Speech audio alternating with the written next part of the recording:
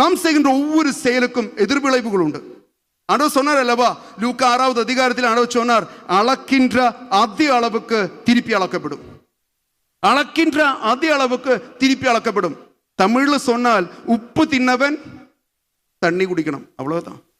உப்பு தின்னவன் தண்ணி குடிக்கணும். அதுக்கு பக்கத்து வீட்டுக்காரர் செய்வனையோ பில்லு சூரியமோ தலைமுறைகளை சாபமோ சொல்லி சமாளிக்க கூடாது. நாங்க திருந்த வேண்டியது என்ன, நாங்க திருத்த வேண்டியது என்ன, இது கண்டுபிடிச்சு கிளீன் பண்ணாக்கா வர வேண்டியது வரும். காரணம் ரோமா புத்தகம் 6வது அதிகாரம் 23வது வசனம் சொல்லுது. ரோமா 6:23 சொல்கிறது, பாவத்திற்கு கிடைக்கும் கூலி சாவு. பாவத்திற்கு கிடைக்கும் கூலி சாவு.